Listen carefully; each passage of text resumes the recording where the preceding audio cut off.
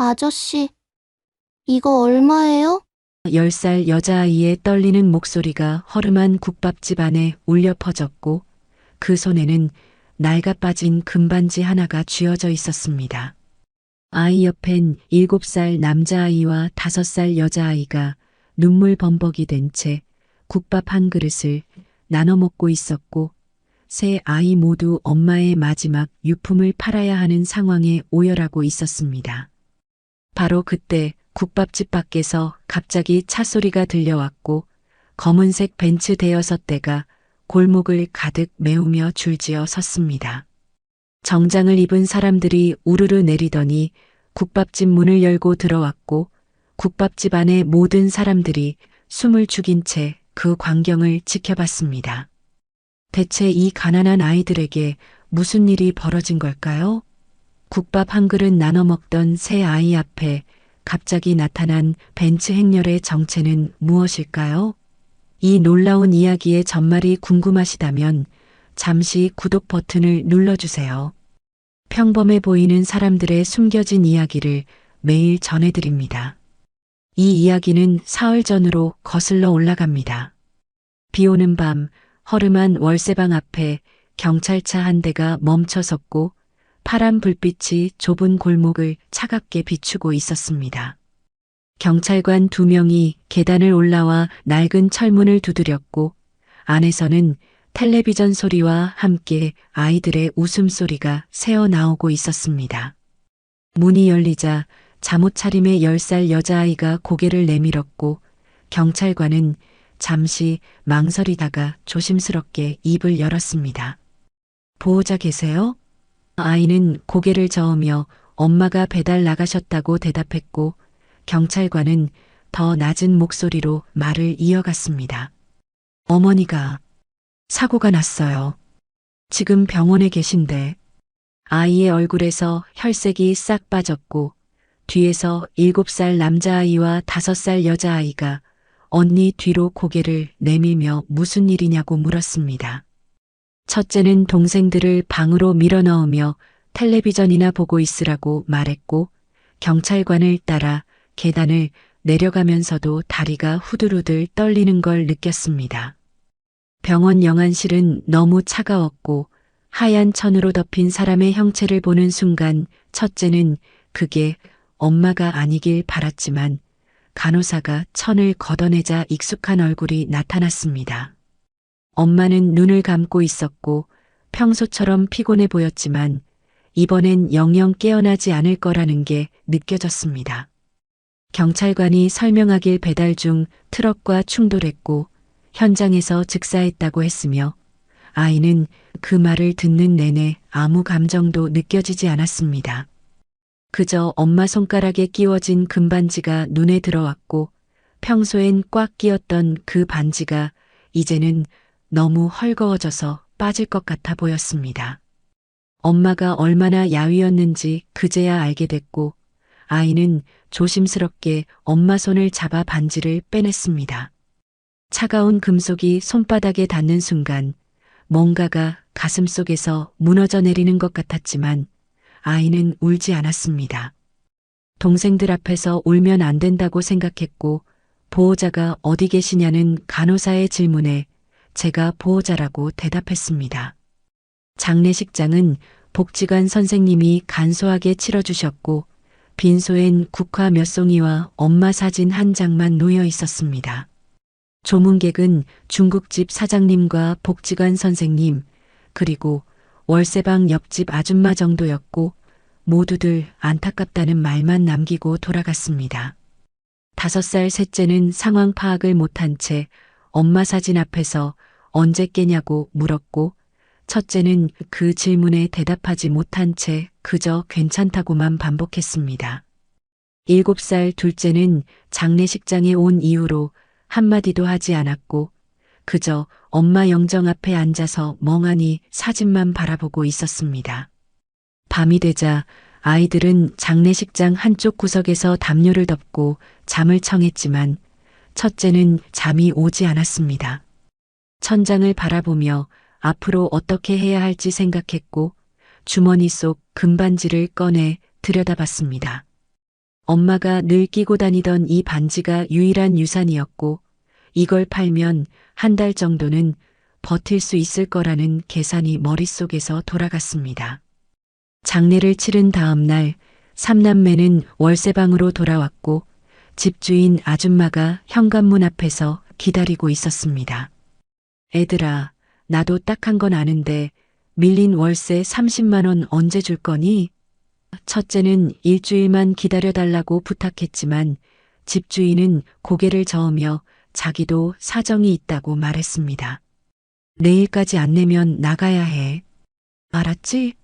문이 닫히고 나서야 첫째는 주저앉았고 셋째가 언니 왜 우냐고 물었지만 대답하지 못했습니다.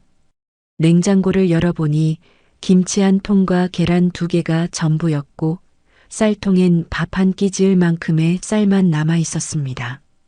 첫째는 그날 저녁 계란 2개로 계란말이를 만들어 동생들에게 먹였고 자신은 물만 마시며 배를 채웠습니다. 동생들을 재운 뒤 첫째는 엄마 옷장을 뒤졌고 낡은 옷가지들 사이에서 헌 신발 한 켤레와 때 묻은 알치마만 발견했습니다. 그 어떤 돈도 통장도 귀중품도 없었고 오직 손에 쥔 금반지만이 유일한 희망이었습니다. 다음 날 아침 첫째는 동생들을 깨워 옷을 입히고 손을 잡고 집 밖으로 나갔습니다. 어디가? 둘째가 처음으로 입을 열었고 첫째는 밥 먹으러 간다고 대답했습니다. 사실 금은방을 찾아가려는 길이었지만 동생들을 집에 혼자 둘 수는 없었고 셋이 함께 골목을 걸어 내려갔습니다. 첫 번째로 들어간 금은방은 작고 허름한 곳이었고 주인은 카운터에 앉아 신문을 보고 있었습니다. 아저씨, 이거 얼마예요? 첫째가 반지를 내밀자 주인은 대충 한번 보고는 3만 원이라고 말했습니다. 첫째는 눈물이 그렁그렁 맺히는 걸 느꼈고 이게 3만 원밖에 안 된다는 게 믿기지 않았습니다. 이게요. 3만 원이요? 주인은 요즘 금감 떨어졌다며 애들이 금을 몰라도 너무 모른다고 핀잔을 주었고 첫째는 분해서 반지를 도로 집어넣고 금은방을 나왔습니다. 복지관으로 향한 아이들은 선생님을 만났고 선생님은 라면을 끓여주며 보육원 가는 게 나을 수도 있다고 조심스럽게 말했습니다. 첫째는 격렬하게 고개를 저으며 우린 안 떨어진다고 외쳤고 선생님은 한숨을 쉬며 그럼 돈은 어떻게 벌 거냐고 물었습니다. 첫째는 대답하지 못했고 선생님은 비상식량으로 라면 몇 개와 통조림 2개를 챙겨주며 일단 며칠은 버텨보라고 말했습니다.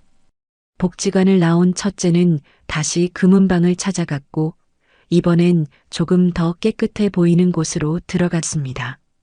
아저씨, 다른 곳에선 너무 싸게 쳐줘서요. 주인은 반지를 받아 자세히 들여다봤고 뭔가 이상한 표정을 지으며 이거 어디서 났냐고 물었습니다. 엄마가 끼고 계셨어요. 주인은 엄마가 어떤 분이냐고 다시 물었고 첫째는 울먹이며 돌아가셨다고 대답했습니다. 주인은 난처한 표정으로 미안한데 이건 못 산다고 말했고 왜냐고 묻는 첫째에게 그냥 못 산다며 다른데 가보라고 손사래를 쳤습니다. 그날 밤 월세방으로 돌아온 삼남매는 라면 하나를 셋이 나눠 먹었고 셋째는 언니나 배고프다고 칭얼댔습니다. 둘째가 조용히 언니 괜찮냐고 물었고 첫째는 억지로 웃으며 괜찮다고 대답했습니다. 셋째를 재운 뒤 첫째는 어둠 속에서 혼자 울었고 엄마라고 중얼거리며 나 어떡하냐고 되뇌었습니다. 손에 쥔 금반지는 여전히 차갑기만 했고 이게 대체 뭐길래 아무도 사지 않으려는 건지 이해할 수 없었습니다. 그저 엄마의 마지막 흔적이 사라지는 게 두려웠고 그러면서도 당장 내일 월세를 내야 한다는 현실이 목을 조여왔습니다. 첫째는 그날 밤 거의 잠을 이루지 못했고 새벽이 되어서야 겨우 눈을 붙였지만 악몽 속에서도 집주인 아줌마의 목소리가 들려왔습니다. 다음 날 아침 집주인 아줌마가 다시 문을 두드렸고 첫째는 문틈 사이로 고개만 내민 채 오늘 중으로 꼭 구한다고 약속했습니다. 집주인은 믿기 어렵다는 표정을 지으며 오후 6시까지라고 못을 박았고 그때까지 돈이 없으면 짐 싸서 나가라는 말을 남기고 계단을 내려갔습니다. 문을 닫은 첫째는 주저앉아서 한참을 생각했고 더 이상 선택지가 없다는 걸 깨달았습니다. 반지를 팔아야 했고 어디든 받아주는 곳을 찾아야 했으며 설령 헐값이라도 지금 당장 현금이 필요했습니다. 동생들을 깨워 옷을 입히고 남은 라면 반 개를 끓여 셋이 나눠 먹었으며 셋째는 이게 다냐고 물었지만 첫째는 저녁에 더 먹자고 달랬습니다. 복지관 선생님이 알려준 고급 금은방 주소를 수첩에서 꺼내 확인했고 지하철을 2번 갈아타야 하는 먼 곳이었지만 갈 수밖에 없었습니다. 지하철 안에서 셋째는 졸음에 겨워 첫째 무릎에 머리를 기댔고 둘째는 창밖만 멍하니 바라보고 있었습니다. 첫째는 주머니 속 반지를 만지작거리며 이게 정말 마지막이라고 되뇌었고 엄마 미안하다는 말을 속으로 수없이 반복했습니다. 1시간쯤 지나 도착한 곳은 번화가 한복판이었고 깨끗한 건물들 사이로 고급 승용차들이 오가고 있었습니다. 금은방은 빌딩 1층에 자리 잡고 있었고 유리창 너머로 반짝이는 금부치들이 진열돼 있었으며 입구엔 정장 입은 직원이 서 있었습니다. 첫째는 잠시 주춤했지만 동생들 손을 꼭 잡고 문을 밀고 들어갔습니다. 안은 생각보다 조용했고 나이 든 남자가 확대경을 들고 무언가를 감정하고 있었으며 첫째가 다가가자 고개를 들어 아이들을 쳐다봤습니다. 어서 오세요. 무엇을 도와드릴까요? 정중한 말투였지만 아이들을 보는 눈빛엔 의아함이 서려 있었고 첫째는 떨리는 손으로 반지를 꺼내 카운터 위에 올려놓았습니다. 감정사는 반지를 집어들고 가볍게 무게를 가늠하더니 확대경을 가져와 자세히 들여다보기 시작했습니다. 처음엔 별다른 반응이 없었지만 반지 안쪽을 들여다보는 순간 표정이 굳어졌고 확대경을 내려놓더니 다시 한 번 더 자세히 살폈습니다. 그러고는 첫째를 빤히 쳐다보며 이거 어디서 났냐고 물었고 목소리 톤이 달라진 게 느껴졌습니다. 엄마 유품이에요. 첫째가 대답하자 감정사는 엄마 성함이 뭐냐고 다시 물었고 김은채라고 대답하는 순간 감정사의 눈빛이 흔들렸습니다. 잠깐만 기다려보겠니? 감정사는 반지를 들고 안쪽 사무실로 들어갔고 문이 닫히는 소리와 함께 전화 거는 소리가 희미하게 들려왔습니다. 첫째는 불안해지기 시작했고 뭔가 잘못된 것 같다는 느낌이 들었으며 둘째가 언니 손을 잡으며 빨리 나가자는 눈빛을 보냈습니다. 사무실 안에서 감정사의 목소리가 커졌고 확실합니다. 각인이 일치해요. 그런데 애가 셋이나 있어요 라는 말이 새어나왔습니다. 첫째는 심장이 쿵쾅거리는 걸 느꼈고 본능적으로 위험하다는 생각이 들었으며 셋째를 안아들고 둘째 손을 잡아 금은방 문을 열고 나갔습니다. 뒤에서 감정사가 야 잠깐 하고 부르는 소리가 들렸지만 첫째는 뒤도 돌아보지 않고 골목으로 뛰어들었고 숨이 차올랐지만 멈출 수 없었습니다. 한참을 달려 골목 구석에 숨어서야 멈췄고 셋은 숨을 헐떡이며 서로를 바라봤습니다. 언니, 왜 도망쳤어? 둘째가 물었고 첫째는 대답하지 못한 채 그저 무섭다고만 중얼거렸습니다.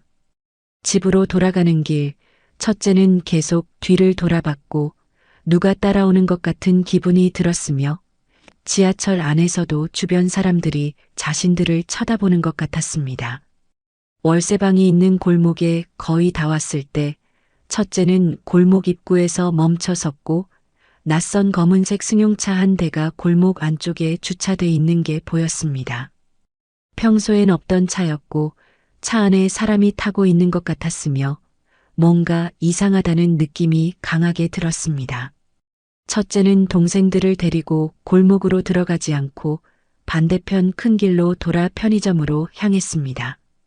편의점 유리창 너머로 골목을 지켜보니 정장 입은 남자 둘이 월세방 계단 앞에 서 있는 게 보였고 집주인 아줌마와 무언가 이야기를 나누고 있었습니다. 남자들은 사진 같은 걸 보여주며 뭔가를 물어보는 것 같았고 집주인은 고개를 끄덕이며 위층을 가리켰습니다. 첫째는 편의점 구석으로 동생들을 데리고 가서 웅크리고 앉았고 셋째는 왜 집에 안 가냐고 울먹였지만 조금만 있자고 달랬습니다. 둘째는 아무 말 없이 언니 손을 꼭 잡았고 그 손이 차갑게 떨리고 있다는 걸 느꼈습니다. 편의점 아르바이트생이 뭘 사지 않으면 나가라는 눈빛을 보냈지만 첫째는 모른 척하고 유리창 너머를 계속 지켜봤습니다.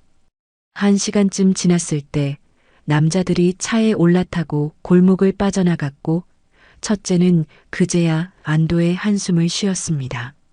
하지만 집으로 돌아갈 용기가 나지 않았고 저 사람들이 다시 올 것 같다는 불안감이 가슴을 짓눌렀습니다.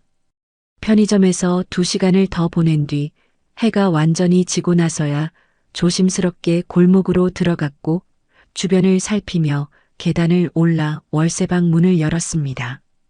방 안은 어질러져 있었고 집주인이 들어왔던 흔적이 역력했으며 탁자 위엔 쪽지 하나가 놓여 있었습니다. 오늘까지라고 했지? 내일 아침까지 짐 싸. 경찰 부른다. 첫째는 쪽지를 구겨 쓰레기통에 던졌고 주저앉아서 머리를 감싸쥐었습니다. 반지는 여전히 주머니 속에 있었고 팔지도 못했으며 이제 월세도 못 내고 쫓겨나게 생겼고 게다가 정체 모를 사람들이 자신들을 찾고 있었습니다.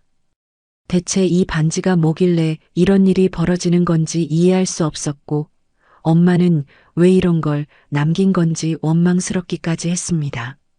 셋째가 배고프다고 칭얼거렸고 냉장고를 열어보니 김치만 남아 있었으며 쌀도 이제 바닥이 났습니다.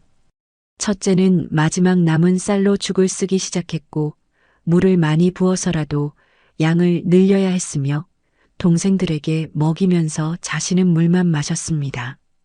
밤이 깊어지고 동생들을 재운 뒤 첫째는 혼자 앉아서 반지를 꺼내 들여다봤습니다. 복지관 컴퓨터실에서 검색했던 기억이 떠올랐고 반지 안쪽에 뭔가 새겨져 있다는 걸 알고 있었지만 집엔 돋보기가 없었습니다. 손전등을 켜고 최대한 가까이 대고 봤지만 희미한 글자 같은 게 보일 뿐 정확히 뭔지 알 수 없었습니다. 첫째는 수첩을 꺼내 그 모양을 따라 그려봤고 S자 같은 게 보이는 것 같았으며 그 뒤로 숫자 같은 것들이 이어졌습니다. 이게 대체 무슨 의미인지, 왜 사람들이 이 반지를 보고 놀라는지, 왜 낯선 남자들이 자신들을 찾는지 모든 게 미스터리였고 두려웠습니다. 첫째는 반지를 주머니 깊숙이 넣고 내일은 어떻게 해야 할지 막막한 마음으로 눈을 감았습니다. 창밖으로 차 지나가는 소리가 들릴 때마다 깜짝깜짝 놀랐고 혹시 그 남자들이 다시 온 건 아닌지 불안해하며 밤을 지새웠습니다. 새벽녘 첫째는 잠을 거의 자지 못한 채 눈을 떴고 창밖은 아직 어두웠지만 골목 어딘가에서 차 시동 거는 소리가 들렸습니다. 심장이 철렁 내려앉으며 창문 커튼을 살짝 걷어보니 어젯밤과 다른 검은 승용차 한 대가 골목 입구에 서 있었고 차 안에 사람 그림자가 어른거렸습니다. 첫째는 재빨리 커튼을 닫고 뒤로 물러섰으며 숨소리마저 죽인 채 귀를 기울였지만 다행히 발소리는 들리지 않았습니다. 시계를 보니 새벽 5시였고 동생들은 아직 깊이 잠들어 있었으며 첫째는 조용히 일어나 가방을 꺼내 옷가지 몇 벌을 챙기기 시작했습니다. 더 이상 이 집에 있을 수 없다는 확신이 들었고 월세를 못 낸 것보다 저 정체 모를 사람들이 더 두려웠으며 일단 어디든 피해야 한다는 생각뿐이었습니다. 엄마 사진 한 장과 동생들 옷, 그리고 복지관에서 받은 통조림 2개를 가방에 넣었고 주머니 속 반지를 확인한 뒤 동생들을 깨웠습니다. 일어나, 우리 나가야 돼. 첫째의 다급한 목소리에 둘째가 먼저 눈을 떴고 언니 표정을 보더니 아무 말 없이 일어나 옷을 입기 시작했습니다. 셋째는 졸린 눈을 비비며 어디 가냐고 물었지만 첫째는 조용히 하라며 입에 손가락을 갖다 댔습니다. 짐을 다 챙긴 뒤 첫째는 현관문을 조심스럽게 열고 계단을 내려다봤으며 아래층은 조용했고 집주인 방에서 코 고는 소리만 들렸습니다. 새 아이는 발소리를 최대한 죽이며 계단을 내려갔고 골목 입구로 가지 않고 반대편 좁은 샛길로 빠져나갔습니다. 뒤돌아보니 월세방 건물이 점점 작아졌고 엄마와 함께 살던 마지막 공간이 사라지는 것 같아 가슴이 먹먹했지만 멈출 수 없었습니다. 해가 뜨기 시작했고 출근하는 사람들 사이로 새 아이가 큰 가방을 끌고 걸어가는 모습은 누가 봐도 이상했지만 아무도 신경 쓰지 않았습니다.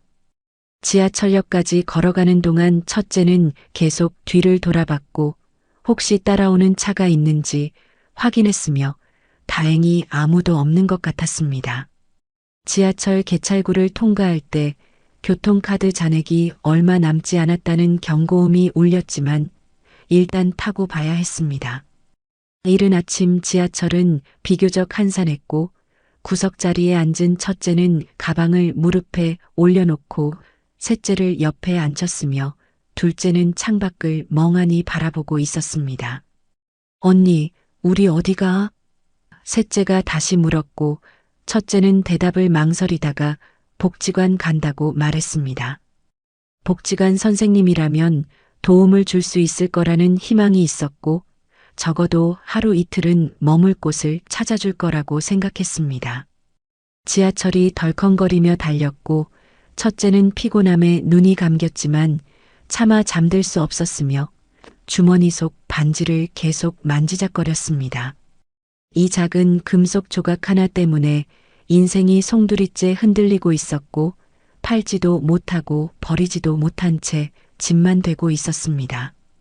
복지관에 도착했을 때는 아침 8시가 조금 넘은 시각이었고 선생님은 아직 출근하지 않았으며 건물 앞 벤치에 앉아 기다렸습니다.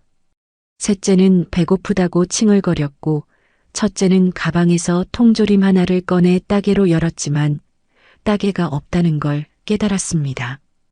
근처 편의점에 들어가 따개를 빌려달라고 했고 점원은 귀찮다는 표정으로 따주긴 했지만 다시는 오지 말라는 눈빛이었습니다. 참치 통조림을 셋이 손으로 떠먹었고 셋째는 맛있다며 웃었지만 첫째는 웃을 수 없었습니다. 아침 9시가 되자 복지관 문이 열렸고 선생님이 출근하는 모습이 보였으며 첫째는 가방을 들고 달려갔습니다. 선생님은 아이들을 보자마자 놀란 표호로 무슨 일이냐고 물었고 첫째는 울먹이며 집에서 쫓겨났다고 말했습니다. 선생님은 한숨을 쉬며 안으로 들어오라고 했고 사무실에 앉혀놓고 따뜻한 우유와 빵을 꺼내 주었습니다. 정말 더 이상 방법이 없구나. 선생님은 컴퓨터를 켜며 보육원 리스트를 검색하기 시작했고 첫째는 패닉 상태로 안 된다고 소리쳤습니다. 우린 절대 안 떨어져요. 제가 뭐든지 할게요. 선생님은 안타까운 표정으로 내가 뭘 할 수 있겠냐고 물었고 10살짜리 아이가 동생 둘을 먹여 살릴 수 없다고 현실을 직시하라고 말했습니다. 첫째는 눈물을 흘리며 방법이 있을 거라고 조금만 시간을 달라고 애원했지만 선생님은 고개를 저으며 이미 한계라고 말했습니다. 둘째가 조용히 손을 들더니 우리 할아버지 없냐고 물었고 선생님은 엄마한테 들은 적 있냐고 되물었지만 둘째는 고개를 저었습니다. 엄마는 가족 이야기를 한 번도 한 적이 없었고 친척이 있는지 없는지도 모르는 상태였으며 호적 등본을 떼어봐도 엄마 이름만 나올 거라고 선생님은 말했습니다. 결국 선생님은 오늘 안에 보육원 배정을 신청하겠다고 했고 셋이 같은 곳에 갈 수 있을지는 보장할 수 없다고 덧붙였습니다. 복지관을 나온 첫째는 멍하니 거리를 걸었고 동생들 손을 잡은 채 목적지도 없이 발걸음을 옮겼습니다. 공원 벤치에 앉아서 하늘을 올려다봤고 구름이 천천히 흘러가는 걸 보며 엄마 생각이 났습니다. 엄마라면 이럴 때 어떻게 했을까? 엄마는 혼자서 어떻게 우리 셋을 키웠을까? 그 힘은 어디서 났을까 생각하니 눈물이 주르르 흘렀습니다. 주머니에서 반지를 꺼내 햇빛에 비춰봤고 금빛이 반짝이며 뭔가 새겨진 글자가 더 선명하게 보이는 것 같았습니다. 첫째는 반지를 눈앞에 바짝 갖다 대고 안쪽을 들여다봤으며 S 다음에 오는 글자들이 조금씩 보이기 시작했습니다. 구름? 아니면 숫자? 정확하진 않았지만 뭔가 중요한 게 새겨져 있다는 확신이 들었고 이게 단순한 금반지가 아니라는 걸 직감했습니다. 그렇다면 이 반지를 제대로 아는 사람을 찾아야 했고 그 사람이 누구인지 어디 있는지 알아내야 했습니다. 첫째는 다시 복지관으로 돌아갔고 선생님 몰래 컴퓨터실로 들어가 인터넷을 켰습니다. 포털 사이트 검색창에 S 금반지 각인이라고 쳤지만 별다른 결과가 나오지 않았고 S그룹 반지라고 검색하자 몇 가지 기사가 떴습니다. 대기업 S그룹 관련 기사들이었고 그중 한 기사에 창업주의가의 가보에 대한 내용이 있었으며 사진은 없었지만 특별한 각인이 새겨져 있다는 언급이 있었습니다. 첫째는 심장이 쿵쾅거리는 걸 느꼈고 설마 하는 생각이 들었지만 동시에 말도 안 된다고 고개를 저었습니다. 엄마가 대기업 회장 집안이랑 무슨 관계가 있을 리 없었고 평생 배달이라며 근근히 살았던 사람이었으며 S그룹 같은 건 텔레비전 뉴스에서나 보던 이름이었습니다. 하지만 금은방 감정사가 보인 반응, 전화하던 목소리, 그리고 집 앞에 나타난 정장 입은 남자들을 생각하면 뭔가 연결고리가 있는 것 같았습니다. 첫째는 더 자세히 검색하려 했지만 컴퓨터실 문이 열리며 선생님이 들어왔고 뭐 하냐고 물으며 아이들을 데리고 나갔습니다. 그날 오후 첫째는 결심을 했고 반지를 제대로 감정받아야겠다고 생각했습니다. 하지만 일반 금은방은 안 됐고 제대로 된 전문가를 찾아야 했으며 그러려면 큰 박물관이나 감정원 같은 곳에 가야 할 것 같았습니다. 선생님께 거짓말을 했고 친구 집에 하룻밤 자러 간다고 말했으며 선생님은 의심스러운 눈빛으로 쳐다봤지만 어차피 내일이면 보육원 배정될 거라며 허락했습니다. 복지관을 나온 새 아이는 다시 지하철을 탔고 이번엔 국립중앙박물관으로 향했습니다. 박물관이라면 유물 감정하는 사람들이 있을 거라고 생각했고 그들이라면 이 반지가 뭔지 알아볼 수 있을 거라고 기대했습니다. 저녁 무렵 박물관에 도착했지만 이미 문을 닫을 시간이었고 경비원이 내일 다시 오라고 손사래를 쳤습니다. 첫째는 절박한 마음으로 제발 좀 봐달라고 애원했지만 경비원은 규정이라며 단호하게 거절했고 결국 박물관 계단에 주저앉고 말았습니다. 해가 지고 어둠이 내렸으며 박물관 주변은 한산해졌고 새 아이는 갈 곳이 없었습니다.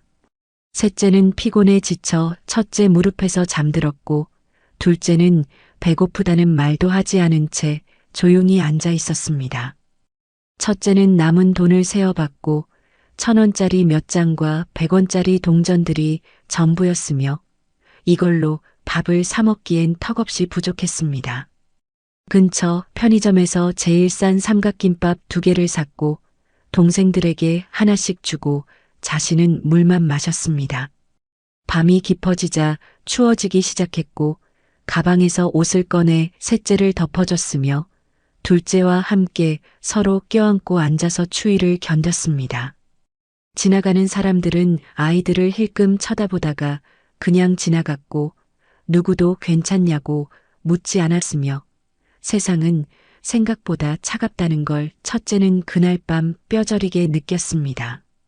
새벽 2시쯤 경찰 순찰차가 지나가다 멈춰 섰고 경찰관이 내려서 아이들에게 다가왔습니다. 너희 부모님은? 첫째는 잠시 망설이다가 곧 온다고 거짓말했고 경찰관은 믿지 않는다는 표정으로 파출소 가자고 했지만 첫째는 정말 곧 온다며 버텼고 결국 경찰관은 한숨을 쉬며 담요 한 장을 건네주고 떠났습니다. 새벽 공기는 뼛속까지 파고들었고 첫째는 동생들을 깨우지 않으려 몸을 웅크린 채 잠을 청했지만 눈이 감기지 않았습니다. 박물관 계단에서 맞는 첫 노숙이었고 경찰이 준 담요 한 장으로는 추위를 막기엔 턱없이 부족했으며 둘째가 자다가 부들부들 떨자 첫째는 자신의 옷을 벗어 동생에게 덮어줬습니다. 멀리서 술 취한 사람들 목소리가 들려왔고 누군가 아이들 쪽으로 걸어오는 발소리에 첫째는 긴장한 채 눈을 떴지만 그냥 지나가는 행인이었고 안도의 한숨을 쉬었습니다.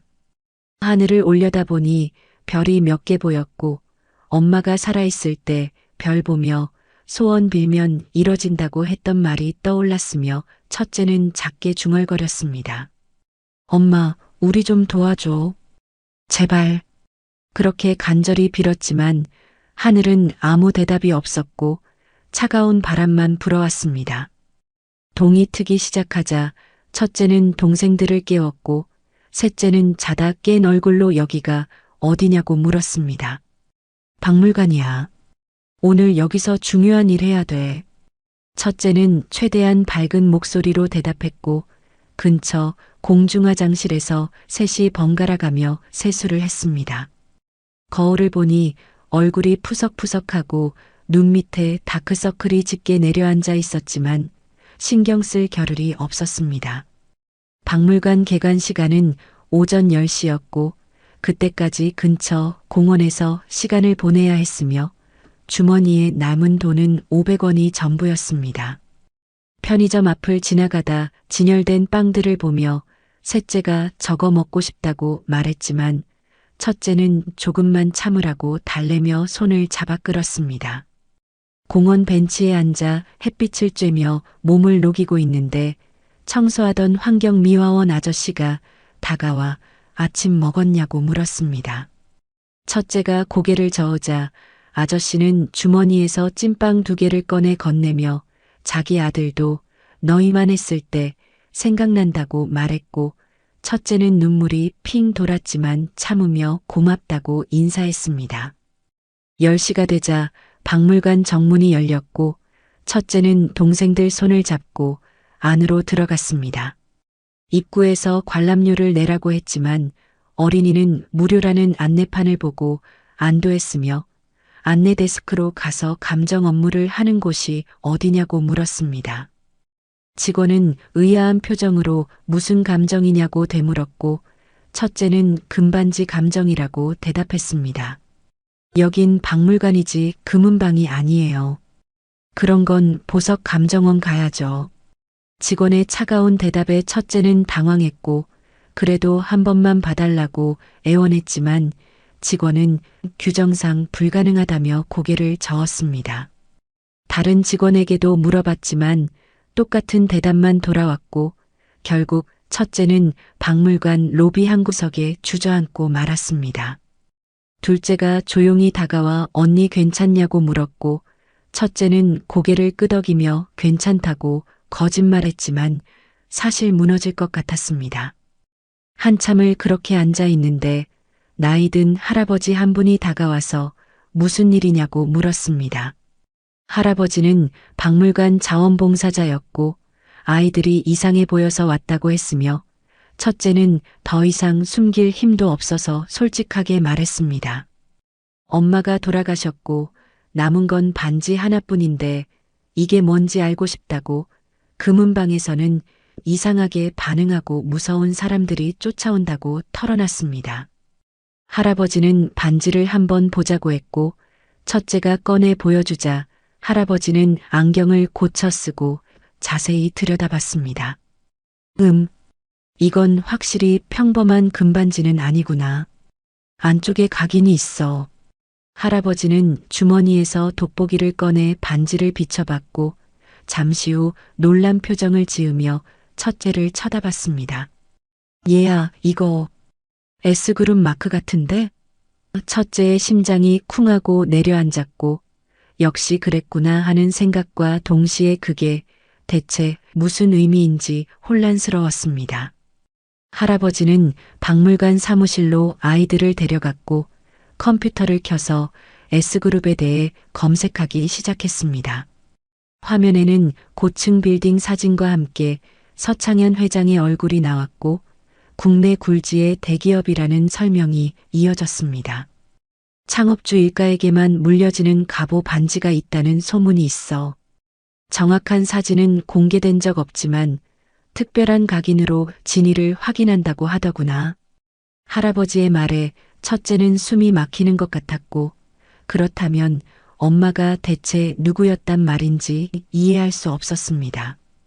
배달일하며 월세방에서 살던 엄마가 재벌 집안이랑 무슨 관련이 있단 말인지 너무나 말도 안 되는 이야기였고 할아버지도 혹시 가짜는 아닌지 의심스럽다는 표정을 지었습니다.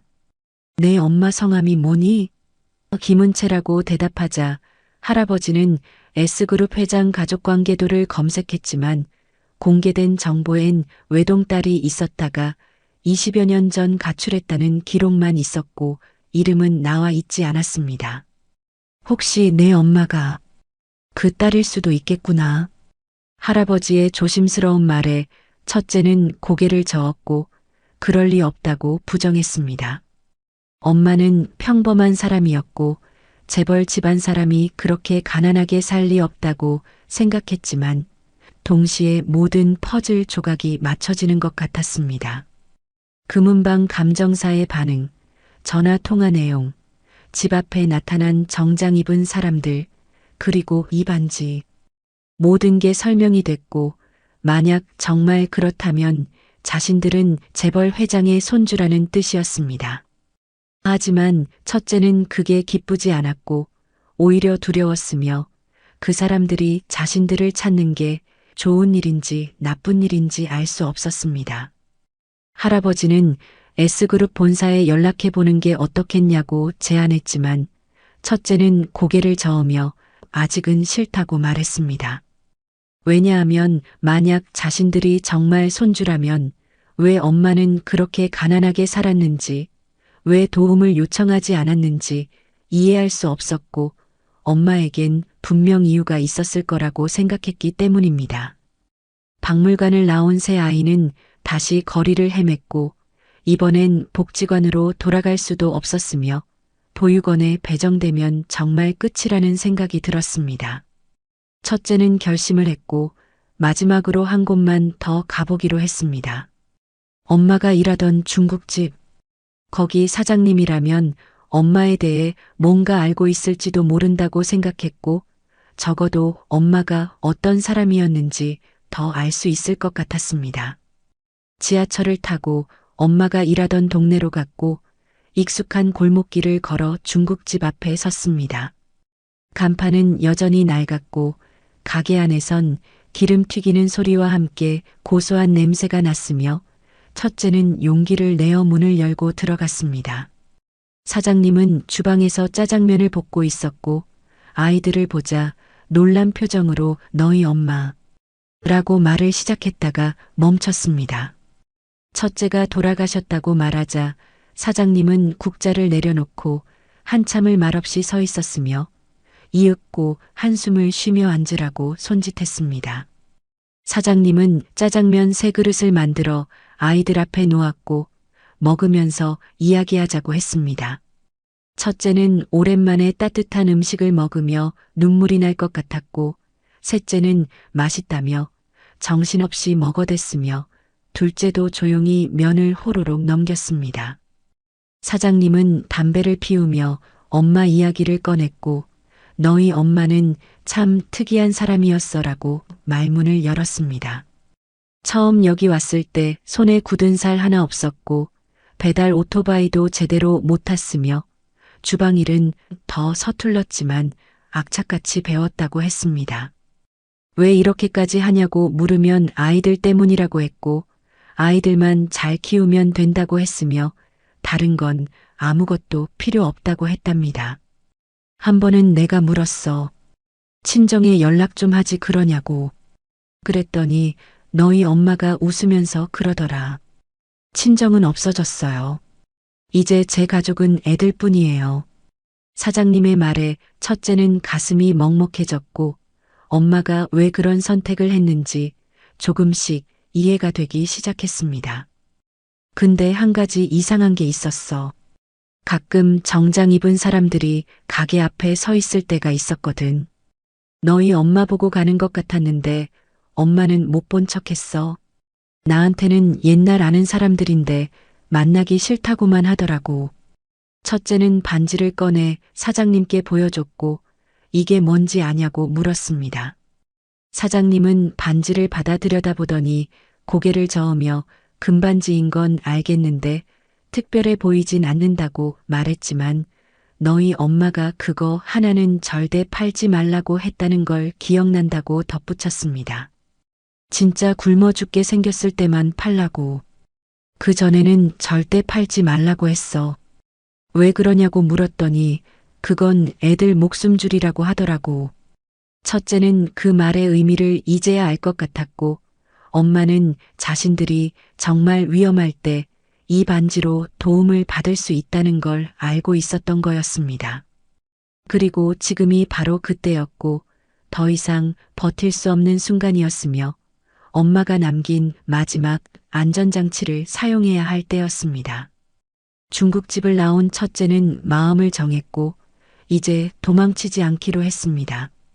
자신들을 찾는 사람들이 누구든 어떤 의도든 일단 만나서 진실을 확인해야 했고 엄마가 왜 그런 삶을 선택했는지 알아야 했습니다.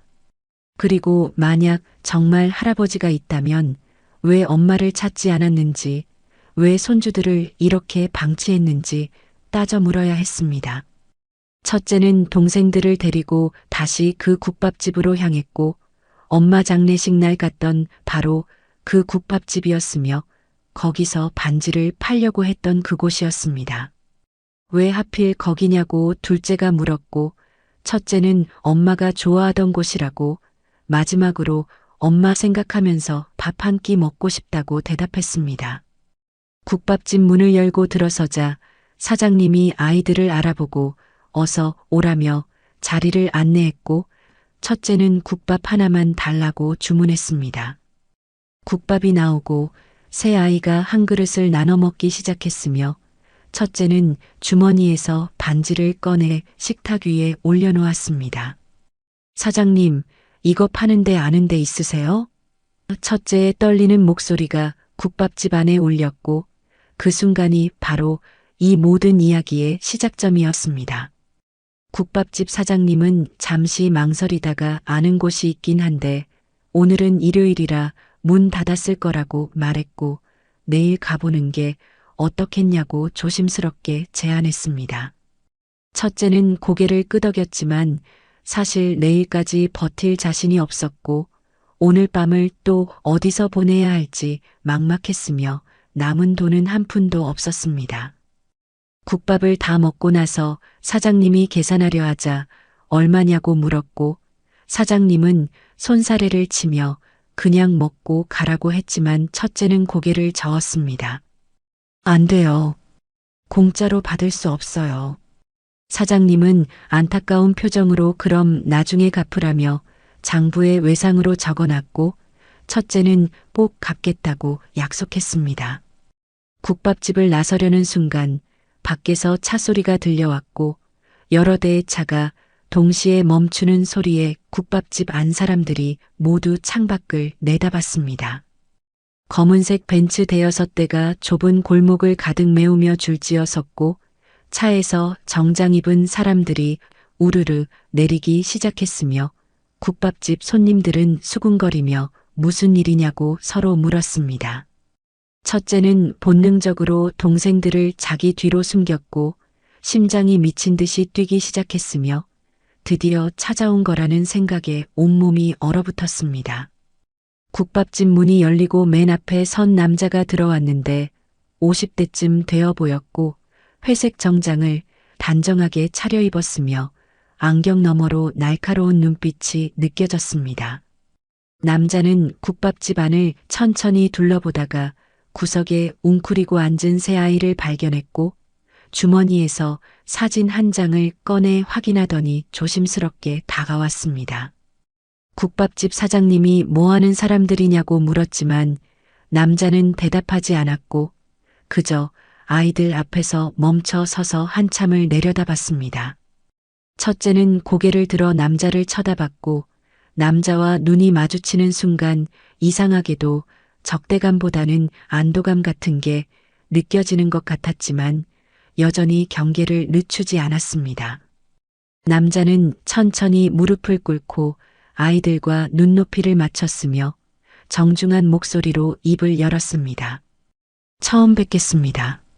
저는 S그룹 비서실장 박민수라고 합니다. 남자의 차분한 목소리가 국밥집 안에 울렸고 주변 손님들이 S그룹이라는 말에 웅성거리기 시작했으며 사장님은 놀란 표정으로 뒤로 물러섰습니다. 첫째는 입술을 깨물며 아무 대답도 하지 않았고 남자는 계속해서 말을 이어갔습니다. 혹시 어머니 성함이 김은채 되십니까? 첫째는 잠시 망설이다가 작게 고개를 끄덕였고 남자의 눈빛이 흔들렸으며 뭔가 감정이 북받치는 것 같았습니다. 어머니께서는 지금 어디 계십니까? 첫째는 목이 메어 대답할 수 없었고 그저 고개를 저었으며 그 모습만으로도 남자는 모든 걸 이해한 듯 눈을 감았습니다. 한참의 침묵이 흐른 뒤 남자는 다시 눈을 뜨고 조심스럽게 물었습니다. 어머니의 본래 성함은 서은채 되십니다. 혹시 들어보신 적 있습니까? 첫째는 그 이름을 처음 들었고 엄마는 평생 김은채로만 살았으며 서은채라는 이름은 한 번도 들어본 적이 없었습니다. 고개를 저으며 모른다고 대답하자 남자는 예상했다는 듯 한숨을 쉬었고 잠시 말을 고르는 듯 하더니 천천히 이야기를 시작했습니다.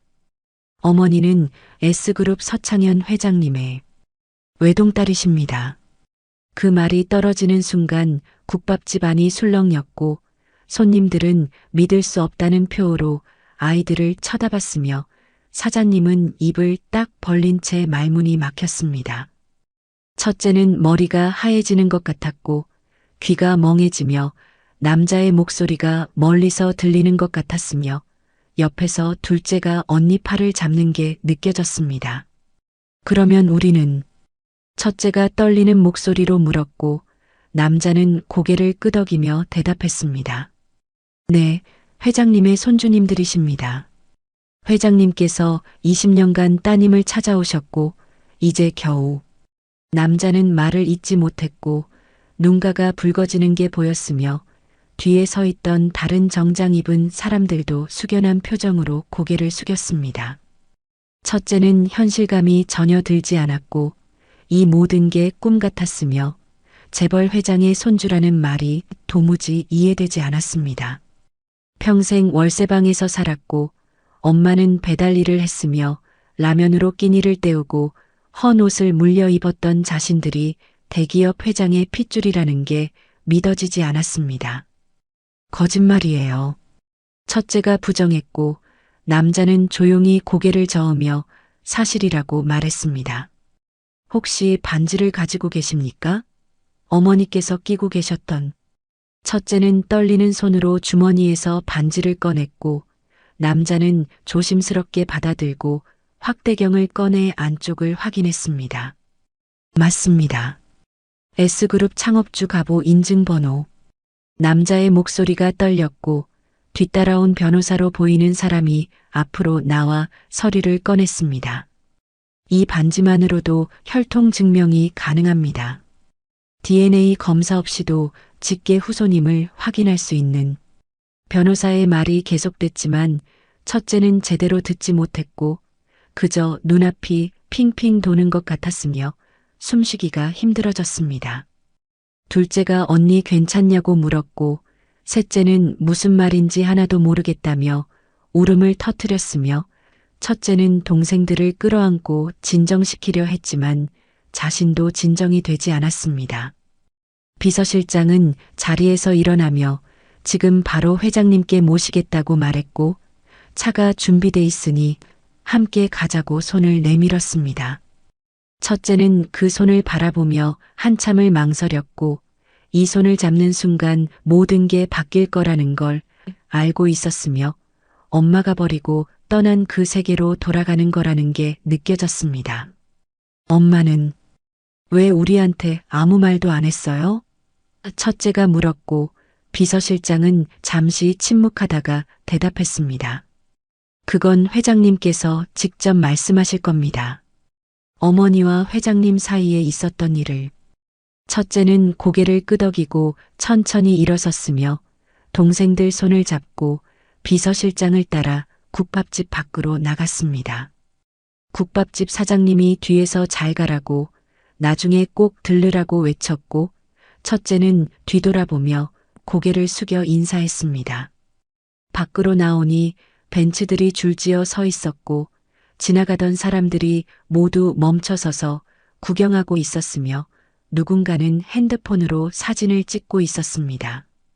비서실장이 차 문을 열어주었고 새 아이는 조심스럽게 뒷좌석에 올라탔으며 푹신한 가죽 시트에 앉는 순간 지금까지와는 완전히 다른 세계에 발을 들여놓은 것 같았습니다. 셋째가 여기 푹신하다고 말했고 둘째는 창밖만 바라보며 아무 말도 하지 않았으며 첫째는 가슴이 두근거려서 손을 꽉 쥐었습니다. 차가 출발했고 골목을 빠져나와 큰 도로로 접어들었으며 다른 벤츠들이 앞뒤로 호위하듯 함께 달렸습니다. 비서실장은 앞좌석에 앉아서 뒤를 돌아보며 회장님께서 많이 기다리셨다고 손주들을 만나길 얼마나 고대하셨는지 모른다고 말했습니다. 우리가 정말 손주예요? 첫째가 다시 한번 확인하듯 물었고 비서실장은 단호하게 대답했습니다. 예, 아가씨. 의심의 여지가 없습니다. 차 안은 조용했고 창밖으로 서울 시내가 빠르게 지나갔으며 점점 높은 빌딩들이 나타나기 시작했습니다. 첫째는 주머니에서 반지를 다시 꺼내 들여다봤고 이 작은 금속 조각이 자신들의 운명을 완전히 바꿔놓았다는 게 신기했으며 엄마가 이걸 왜 끝까지 간직했는지 이제는 조금 알 것 같았습니다. 이건 단순한 반지가 아니라 엄마의 정체성이었고 버릴 수 없었던 과거였으며 동시에 아이들을 위한 마지막 보험이었습니다. 차가 거대한 빌딩 앞에 멈춰 섰고 유리로 된 외벽이 햇빛을 반사하며 눈부시게 빛나고 있었으며 건물 꼭대기에 S그룹 로고가 크게 붙어 있었습니다. 비서실장이 차에서 내려 문을 열어주었고 새 아이는 고개를 들어 건물을 올려다보며 입을 다물지 못했습니다. 여기가 본사입니다. 회장님께서 최고층에 계십니다. 비서실장의 안내에 따라 로비로 들어서자 대리석 바닥이 반짝였고 천장은 너무 높아서 목이 아플 정도였으며 직원들이 고개 숙여 인사하며 지나갔습니다. 엘리베이터를 타고 최고층으로 올라가는 동안 귀가 먹먹해졌고 셋째는 무섭다며 첫째 손을 꽉 잡았으며 둘째는 여전히 말이 없었습니다. 엘리베이터 문이 열리자 넓은 복도가 나타났고 끝에 커다란 문이 보였으며 비서실장이 그 문을 노크했습니다. 안에서 들어오라는 목소리가 들렸고 문이 열리자 거대한 사무실이 펼쳐졌으며 창밖으로 서울 시내 전경이 한눈에 들어왔습니다. 사무실 한가운데 휠체어에 앉은 노인이 있었고 흰 머리에 주름진 얼굴이었지만 눈빛만큼은 날카로웠으며 새 아이를 보는 순간 그 눈빛이 흔들렸습니다. 노인은 휠체어를 천천히 굴려 아이들 쪽으로 다가왔고 가까이 오면서 얼굴 표정이 무너지기 시작했으며 첫째를 보는 순간 눈물이 주르르 흘러내렸습니다. 은채 얼굴이구나. 노인의 떨리는 목소리가 사무실에 울렸고 첫째는 그게 엄마 이름이라는 걸 깨달았으며 이 노인이 엄마 아버지라는 게 자신들의 할아버지라는 게 실감났습니다. 할아버지는 첫째 앞에서 휠체어를 멈췄고 떨리는 손을 뻗어 첫째 얼굴을 쓰다듬으려 했지만 중간에 멈췄으며 그저 눈물만 흘렸습니다. 미안하구나. 정말 미안하다. 할아버지의 목소리는 흐느낌으로 변했고 70이 넘은 노인이 어린아이들 앞에서 무너지는 모습에 비서실장과 다른 직원들도 눈시울을 붉혔습니다. 셋째가 첫째 뒤에서 고개를 내밀며 할아버지 왜 우냐고 물었고 할아버지는 그 목소리에 더 울음을 터뜨렸습니다. 할아버지가 잘못했단다. 너희한테 정말 미안하구나. 첫째는 무슨 말을 해야 할지 몰랐고 화를 내야 할지 위로를 해야 할지 알 수 없었으며 그저 가슴이 답답하고 복잡한 감정들이 뒤섞여 숨쉬기가 힘들었습니다. 할아버지는 한참을 운 뒤에야 겨우 진정했고 손수건으로 눈물을 닦으며 앉으라고 손짓했으며 비서실장이 소파를 가리켰습니다. 새 아이는 소파에 나란히 앉았고 할아버지는 휠체어를 맞은편에 세우고 아이들을 바라봤으며 한참을 말없이 쳐다보다가 천천히 입을 열었습니다. 너희 엄마 이야기를 해줘야겠구나. 20년 전 일을.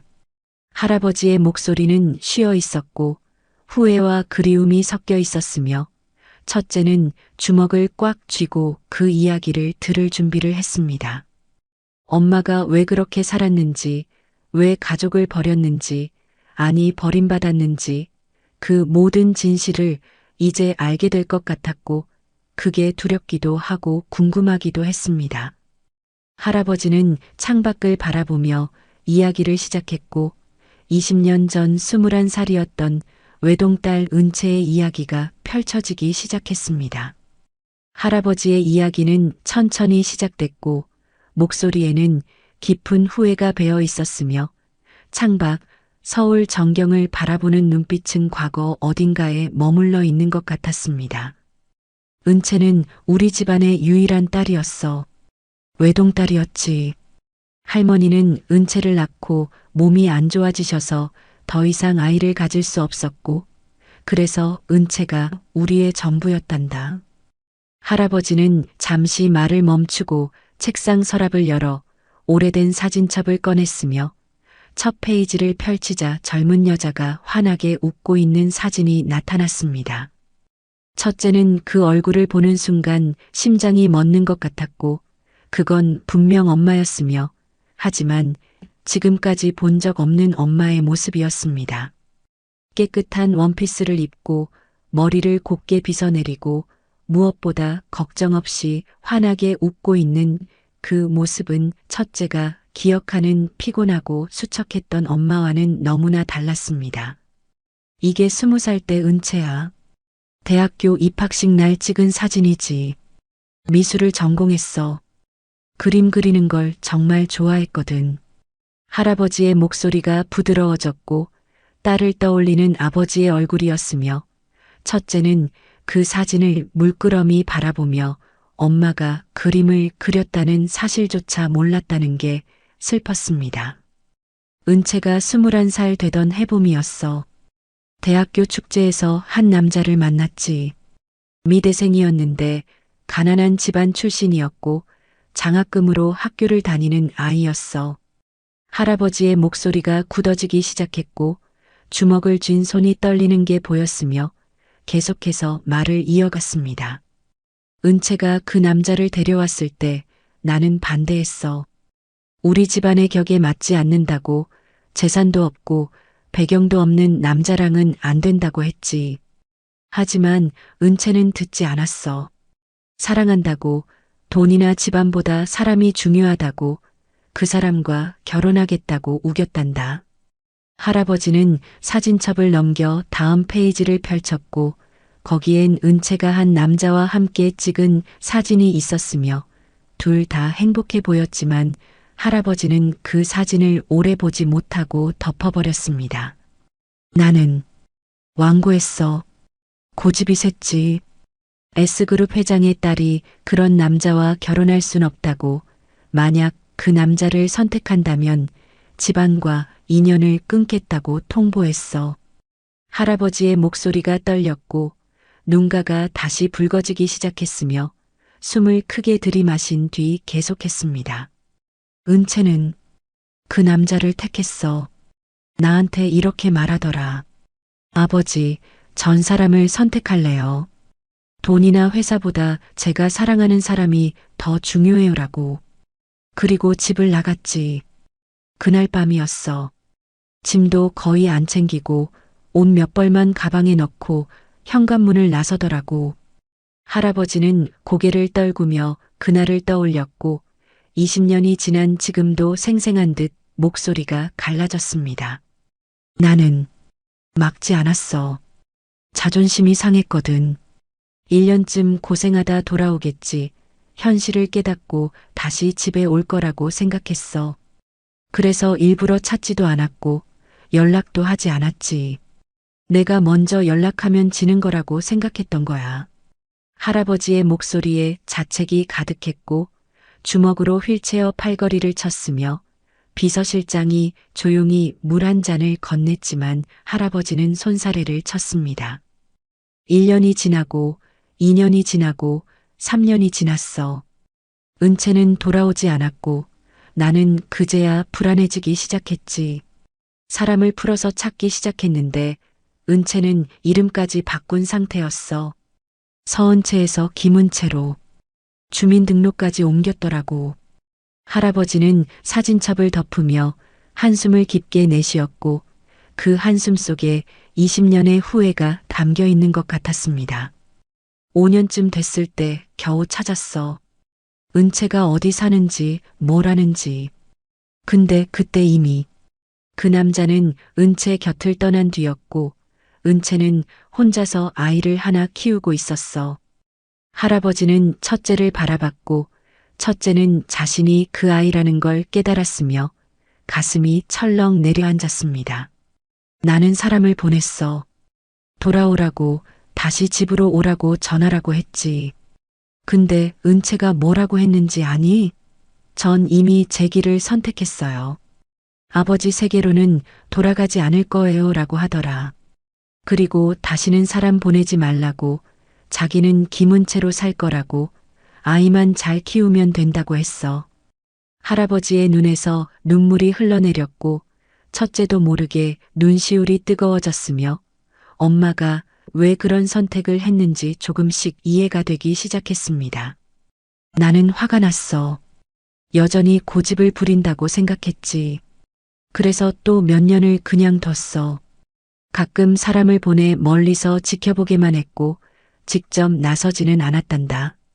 그 사이에 아이가 둘 더 생겼더라. 너희들이지.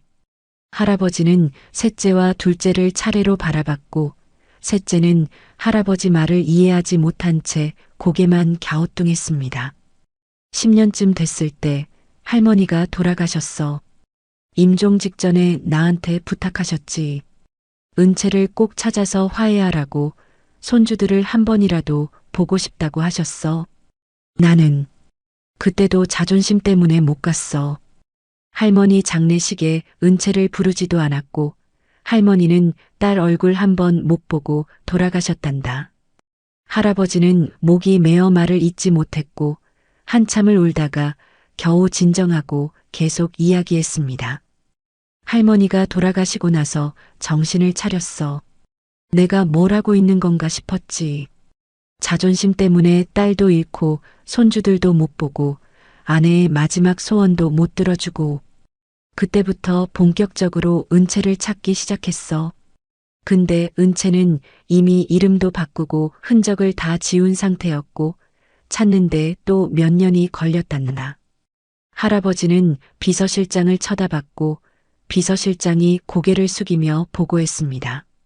3년 전 겨우 거처를 찾아냈습니다. 하지만 접근을 극도로 경계하셔서 직접 만날 수는 없었고 멀리서 지켜보기만 했습니다.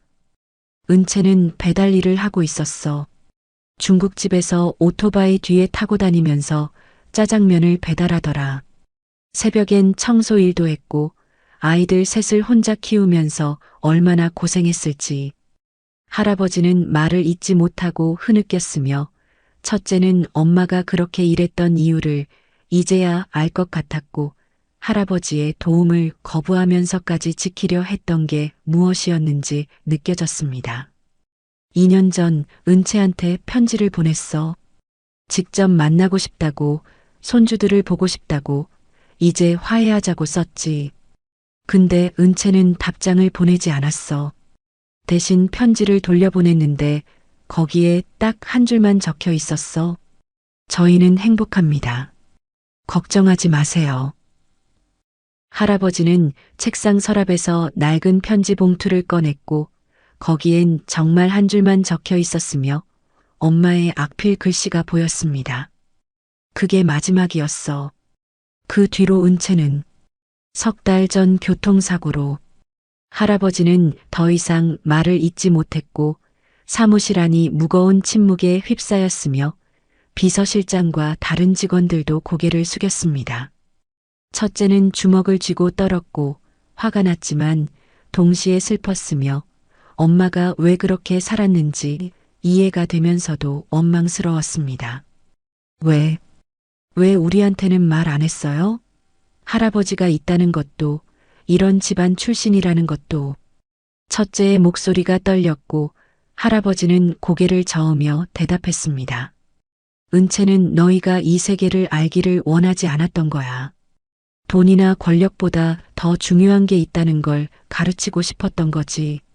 사랑하는 사람들과 함께 있는 게 진짜 행복이라는 걸. 할아버지는 휠체어를 굴려 창가로 가서 서울 시내를 내려다봤고 저 아래 어딘가에서 딸이 고생하며 살았다는 게 가슴 아픈 듯 했습니다. 은채가 끝까지 간직한 게 하나 있었지. 그 반지 말이야. 할아버지가 첫째가 쥔 반지를 가리켰고 첫째는 손바닥을 펴서 반지를 올려놓았습니다. 그건 내 증조할머니께서 물려주신 거란다. S그룹 창업주의 갑오지. 내가 은채한테 집 나갈 때 모든 걸 두고 가라고 했을 때 할머니가 막아섰어. 이것만은 가져가라고. 언젠가 정말 위험한 일이 생기면 이걸로 도움을 받을 수 있을 거라고 하셨지. 할아버지는 반지를 조심스럽게 받아들고 불빛에 비춰봤으며 안쪽 각인을 손가락으로 쓰다듬었습니다. 반지 안쪽에 뭐라고 쓰여 있는지 아니? S그룹 로고 옆에 작은 글씨로 가족은 언제나 기다린다라고 새겨져 있어. 증조할머니의 유언이었지. 은채가 언젠가 돌아올 거라고 그때를 위해 이 반지를 주신 거야. 할아버지의 목소리가 떨렸고 첫째는 반지를 다시 받아 안쪽을 자세히 들여다봤으며 정말 희미하게 그런 글씨가 새겨져 있는 게 보였습니다. 엄마는 끝까지 안 팔았어요. 우리가 너무 배고플 때도 월세 못 낼 때도. 첫째가 울먹이며 말했고 할아버지는 고개를 끄덕였습니다. 그래, 은채는 알고 있었던 거야. 이걸 팔면 너희가 여기로 오게 될 거라는 걸. 그래서 끝까지 참았던 거지. 진짜 위험할 때까지 말이야. 근데 결국 은채는 이 반지를 쓸 기회조차 없이 떠났어. 교통사고는 너무 갑작스러웠고 현장에서 즉사했다고 들었어. 할아버지는 눈을 감으며 그 소식을 들었을 때를 떠올렸고 세상이 무너지는 것 같았다는 표이였습니다. 기사를 보고 알았어. 김은채라는 이름으로 났는데 사진을 보니 우리 은채더라고. 바로 장례식장으로 갔지만 이미 장례는 끝난 뒤였고 너희들도 어디 갔는지 찾을 수가 없었어. 3일을 밤낮으로 찾아다녔는데 월세방도 이미 비워진 상태였고 비서실장이 끼어들어 설명했습니다. CCTV를 추적하고 목격자들을 찾았지만 시간이 걸렸습니다. 그러던 중 금은방에서 제보가 들어왔습니다. 아이 셋이 S그룹 갑오 반지를 들고 왔다고. 첫째는 그때 금은방 주인이 전화하던 게 생각났고 자신들을 찾던 사람들이 바로 할아버지 쪽이었다는 걸 깨달았습니다. 그때부터 너희를 찾기 시작했어. 근데 너희가 자꾸 움직이는 바람에 쉽지 않았지. 복지관, 박물관, 여기저기. 겨우겨우 추적해서 오늘 이 국밥집에서 찾은 거란다. 할아버지는 안도의 한숨을 쉬었고 정말 찾지 못할까봐 두려웠다는 표정이었습니다. 이제 너희는 안전해. 더 이상 굶을 일도 쫓겨날 일도 노숙할 일도 없어. 할아버지가 모든 걸 책임질 거야. 할아버지의 약속에 첫째는 복잡한 감정이 들었고 안도감과 동시에 뭔가 잃어버리는 것 같은 느낌도 들었으며 엄마가 지키려 했던 게 무엇이었는지 생각하니 혼란스러웠습니다. 할아버지는 비서실장에게 뭔가 지시했고 비서실장이 서류 몇 장을 가져왔으며 거기엔 복잡한 법률 용어들이 가득했습니다. 이건 너희를 정식으로 S그룹 후계자로 등록하는 서류야. 서명만 하면 너희는 이 회사의 공식적인 상속인이 되는 거지. 최고의 교육을 받을 거고 최고의 환경에서 살 거고 평생 걱정 없이. 할아버지의 말이 계속됐지만 첫째는 제대로 듣지 못했고 머릿속이 복잡했으며 이게 정말 엄마가 원한 일인지 확신이 서지 않았습니다. 둘째가 조용히 손을 들며 물었습니다. 할아버지, 엄마는 행복하셨을까요? 그 질문에 할아버지는 잠시 멈췄고 한참을 생각하다가 대답했습니다. 그랬을 거야. 힘들었지만 너희가 있어서 행복했을 거다.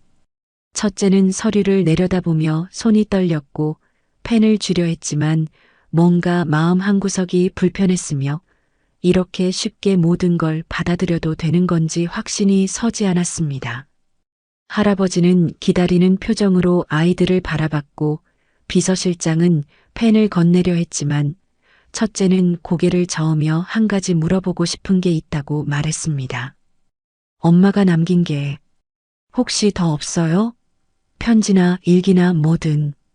첫째의 질문에 할아버지는 잠시 생각하다가 비서실장을 쳐다봤고 비서실장이 대답했습니다.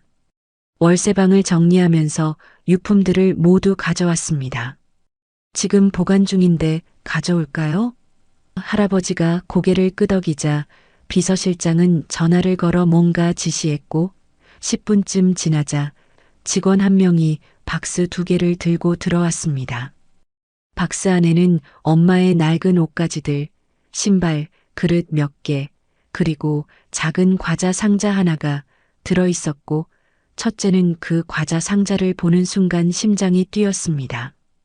엄마가 평소에 아무도 건드리지 못하게 하던 바로 그 상자였고 서랍 깊숙이 넣어두고 절대 열지 말라고 했던 상자였으며 첫째는 한 번도 그 안을 본 적이 없었습니다.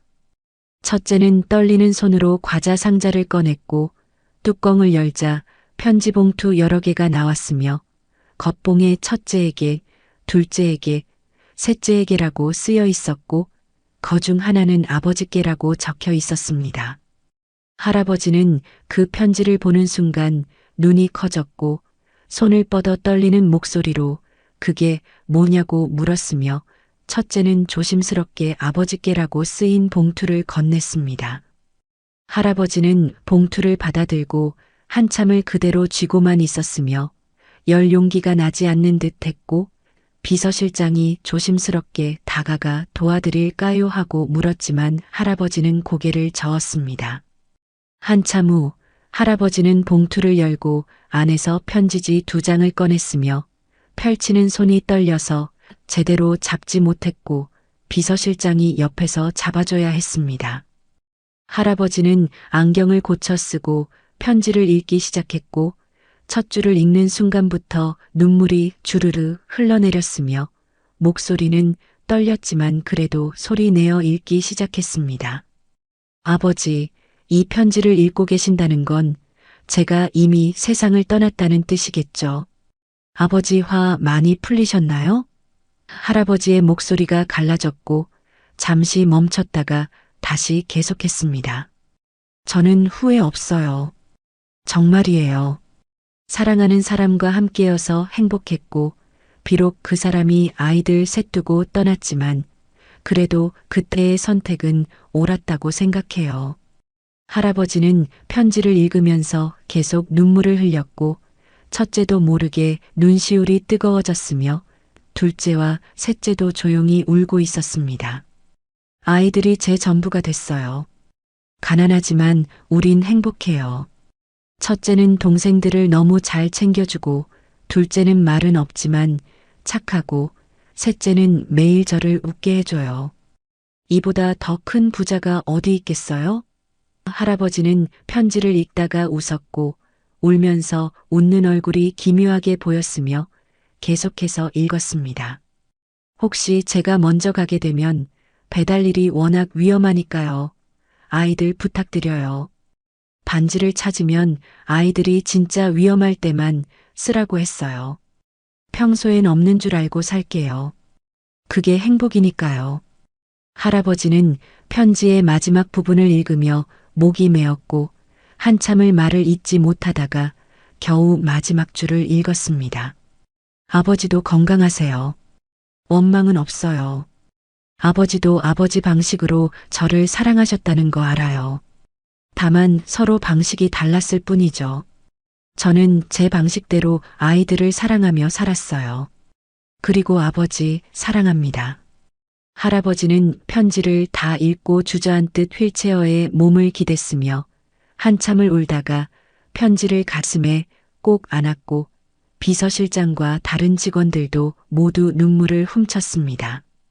첫째는 이제 엄마가 왜 그런 선택을 했는지 완전히 이해했고 엄마는 후회하지 않았으며 오히려 행복했다는 걸 알게 됐고 그 사실이 슬프면서도 위로가 됐습니다. 할아버지는 한참 후에야 진정하고 첫째를 바라봤으며 너희도 편지 읽어보라고 말했고 첫째는 자기 이름이 적힌 봉투를 조심스럽게 꺼냈습니다. 봉투를 열고 안에서 편지를 꺼내는 손이 떨렸고 엄마의 악필 글씨가 보이는 순간 눈물이 터져 나왔으며 글씨가 흐려져서 제대로 읽을 수가 없었습니다. 한참을 울다가 겨우 진정하고 편지를 읽기 시작했고 엄마의 목소리가 들리는 것 같았습니다. 우리 든든한 첫째, 엄마가 이 편지를 쓰는 건 혹시 모를 일에 대비해서야. 엄마가 없어도 너무 걱정하지 마. 너는 충분히 강하고 똑똑한 아이니까. 첫째는 편지를 읽으며 눈물을 흘렸고 엄마의 다음 말들이 가슴에 박혔습니다. 근데 엄마가 제일 걱정되는 게 내가 너무 어른 노릇하려고 할까봐야. 너도 아직 아기야.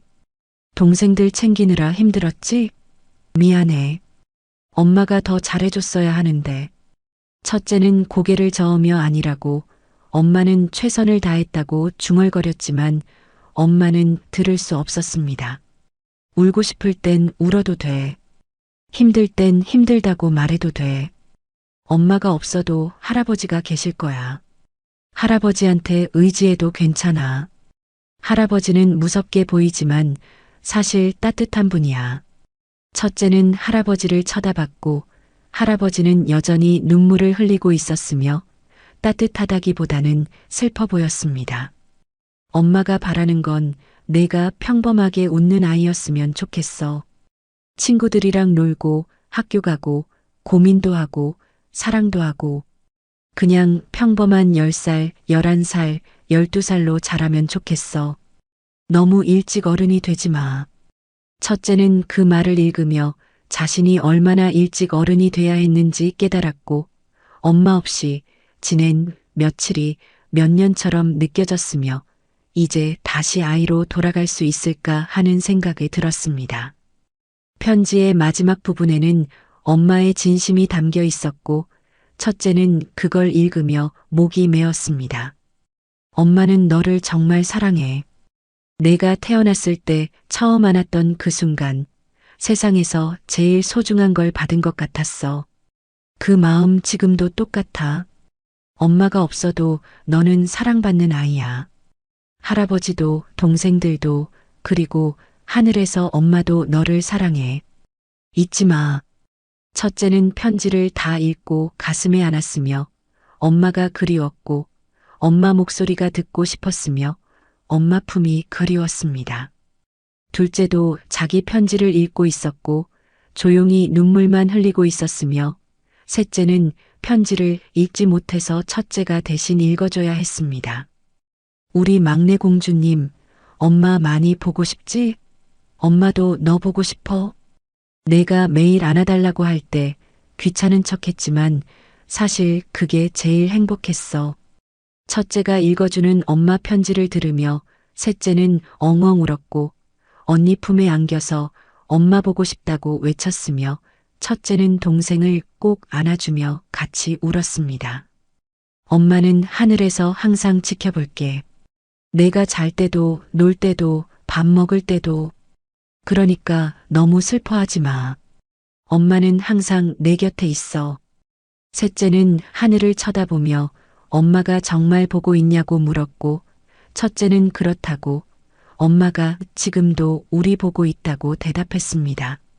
세 아이가 모두 편지를 읽은 후 사무실은 한참 동안 울음소리만 가득했으며 할아버지도 비서실장도 모두가 눈물을 흘렸고 20년 동안 쌓인 오해와 후회와 그리움이 한꺼번에 터져 나오는 것 같았습니다.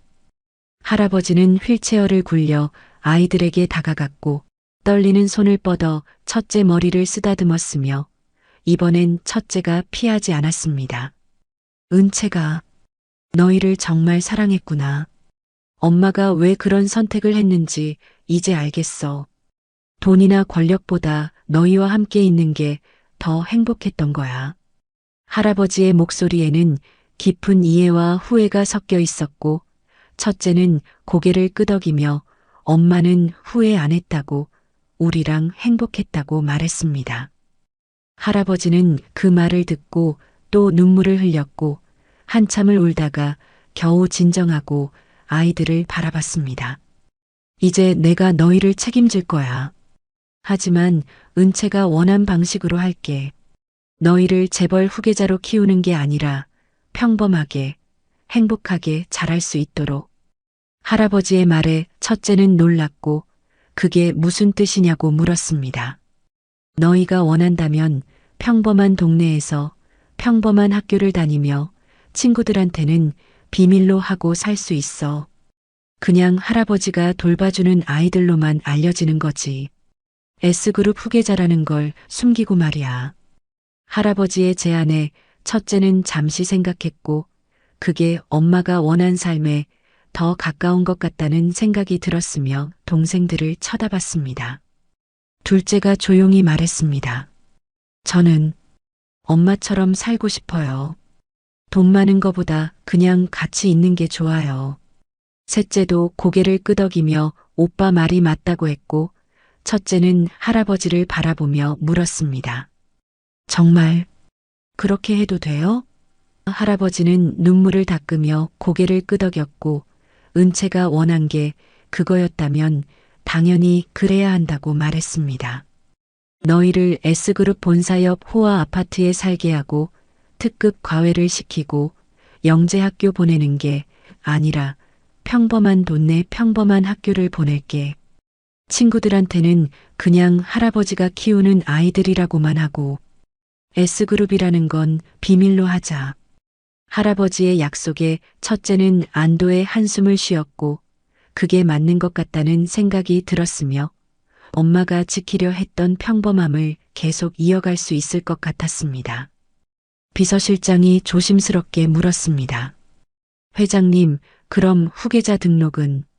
할아버지는 고개를 저으며 나중에 아이들이 성인이 되면 그때 결정하게 하겠다고 말했고, 지금은 그냥 평범한 아이들로 살게 하겠다고 단호하게 말했습니다. 하지만 교육은 시킬 거야. 공부도 하고 예의범절도 배우고 여러 경험도 하게 해줄게. 다만 강요하지 않을 거고 너희가 하고 싶은 걸 하도록 도와줄 거야. 할아버지의 말에 첫째는 감사하다고 인사했고 할아버지는 손사래를 치며 당연한 거라고 오히려 미안하다고 말했습니다. 은채한테 미안한 마음을 너희한테라도 갖고 싶어? 딸을 잃은 건 내 잘못이니까. 적어도 손주들은 제대로 돌봐야지. 할아버지의 다짐에 첫째는 엄마가 하늘에서 보고 있을 거라고 말했고 할아버지는 고개를 끄덕이며 그러길 바란다고 대답했습니다. 비서실장이 앞으로 일정을 설명했고 일단 오늘은 호텔에서 묵고 내일부터 집을 알아보고 학교 전학 절차를 밟고 필요한 물건들을 사고 차근차근 준비하겠다고 말했습니다. 첫째는 모든 게 꿈만 같았고 며칠 전만 해도 노숙하며 떨고 있었는데 지금은 재벌 회장 손주로 호텔에서 묵게 됐다는 게 믿기지 않았으며 하지만 동시에 엄마가 없다는 현실이 더 선명하게 느껴졌습니다. 할아버지는 책상 서랍에서 작은 상자를 꺼냈고 안에는 목걸이가 들어 있었으며 그걸 첫째에게 건넸습니다. 이건 내 할머니 유품이야. 은채 엄마 그러니까 너희 할머니께서 돌아가시기 전에 은채한테 주라고 하셨는데 전하지 못했어. 이제라도 너한테 주고 싶구나. 첫째는 목걸이를 받아들고 햇빛에 비춰봤으며 작은 펜던트에 사진이 들어 있었고 거기엔 젊은 여자가 아기를 안고 웃고 있는 사진이었습니다. 그게 할머니랑 은채야. 은채가 돌 때 찍은 사진이지. 할아버지의 설명에 첫째는 사진 속 아기가 엄마라는 게 신기했고 엄마도 한때는 이렇게 작고 귀여운 아기였다는 게 새삼스러웠으며 할머니가 엄마를 얼마나 사랑했을지 느껴졌습니다. 할머니도 은채를 무척 사랑하셨어. 돌아가시기 전까지 은채를 찾으라고 하셨는데 내가 너무 늦었어. 할아버지는 다시 눈물을 흘렸고 첫째는 목걸이를 목에 걸며 할머니와 엄마를 기억하겠다고 다짐했습니다. 1년이 흘렀고 계절이 4번 바뀌는 동안 새 아이의 삶도 조용히 변해갔습니다. 서울 외곽의 평범한 아파트 단지, 오래되진 않았지만 고급스럽지도 않은 그런 곳에 3남매는 자리를 잡았고 이웃들은 그저 할아버지가 손주들을 키우는 집이라고만 알고 있었으며 누구도 그 할아버지가 S그룹 회장이라는 걸 상상하지 못했습니다. 첫째는 이제 11살이 됐고 동네 초등학교 5학년에 다니고 있었으며 처음엔 친구 사귀기가 어려웠지만 시간이 지나면서 조금씩 마음을 열기 시작했습니다. 학교가 끝나면 친구들과 분식집에서 떡볶이를 먹고 PC방에 가서 게임도 하고 엄마가 바랐던 평범한 11살의 모습으로 살아가고 있었습니다. 둘째는 8살이 됐고 말수는 여전히 적었지만 예전처럼 완전히 입을 닫고 있지는 않았으며 가끔 학교에서 있었던 일을 이야기하기도 했고 친구 1명 정도는 사귀었다고 조심스럽게 말했습니다. 셋째는 이제 6살이 됐고 유치원에 다니며 매일 새로운 노래를 배워와서 집에서 불러댔으며 엄마 생각을 하며 우는 날도 있었지만 점점 웃는 날이 많아졌습니다. 주말이면 할아버지가 방문했고 운전기사 없이 직접 평범한 승용차를 몰고 왔으며 정장 대신 편한 옷을 입고 나타났습니다. 할아버지는 아이들과 함께 동네 국밥집에 가서 밥을 먹었고 그 국밥집은 1년 전 벤츠 행렬이 나타났던 바로 그곳이었으며 사장님은 아이들을 볼 때마다 반가워했습니다. 할아버지, 왜 맨날 국밥만 먹어요? 비싼 데 가면 안 돼요? 셋째가 투정을 부리자 할아버지는 웃으며 대답했습니다. 여기가 제일 맛있어. 그리고 너희 엄마 생각도 나고. 국밥을 먹으며 할아버지는 가끔 엄마 이야기를 꺼냈고 어렸을 때 은채가 얼마나 장난꾸러기였는지 그림을 그릴 때는 얼마나 집중했는지 그런 이야기들을 들려주었으며 아이들은 몰랐던 엄마의 모습을 알아가며 웃고 울었습니다.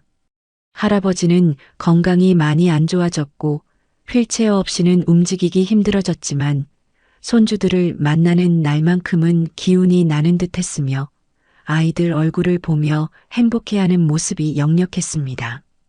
어느 토요일 오후 할아버지가 평소보다 일찍 찾아왔고 손에 작은 상자를 들고 있었으며 첫째를 따로 불러둘 만의 시간을 가졌습니다.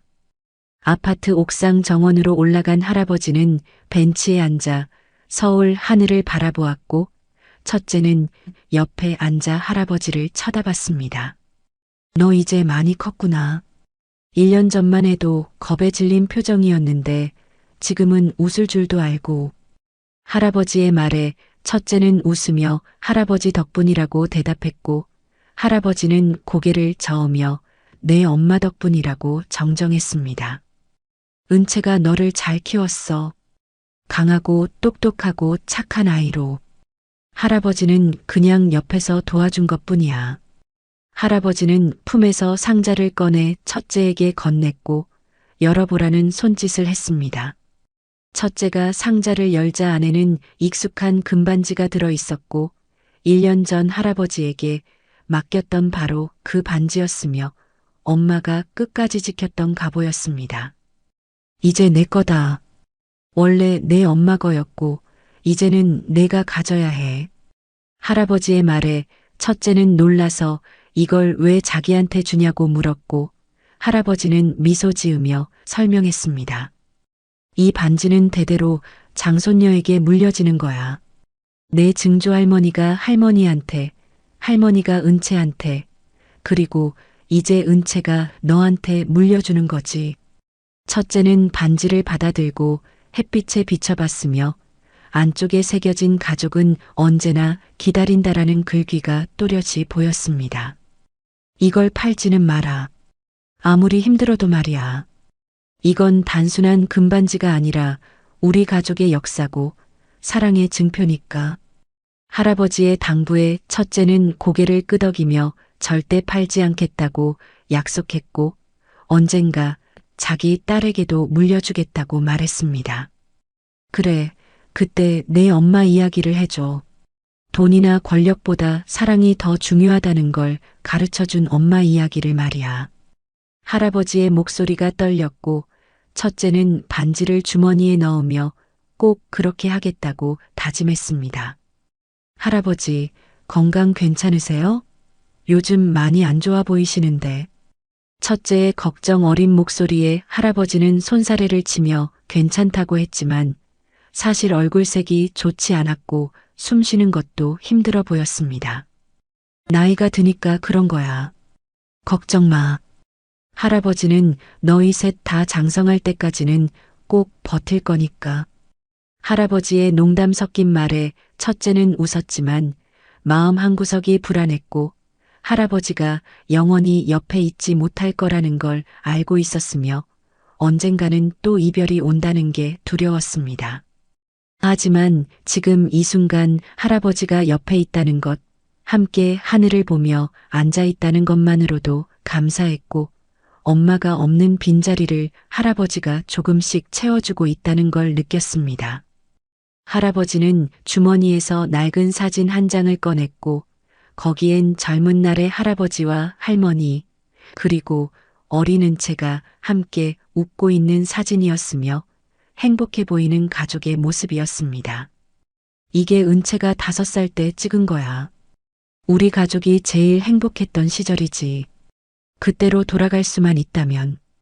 할아버지의 목소리에 그리움이 묻어났고 첫째는 사진 속 엄마를 보며 저렇게 행복했던 시절도 있었다는 게 신기했습니다. 할아버지, 엄마는 진짜 행복했을까요? 우리랑 살면서요. 첫째의 질문에 할아버지는 망설임 없이 대답했습니다. 그랬을 거야. 확신해. 은채 편지에도 그렇게 썼잖아. 너희가 있어서 행복했다고. 가난해도 힘들어도 너희랑 함께여서 행복했던 거야. 할아버지의 확신에 찬 대답에 첫째는 안도했고 엄마가 후회하지 않았다는 걸 다시 한번 확인받은 것 같았으며 그게 위로가 됐습니다. 너희 엄마는 강한 사람이었어.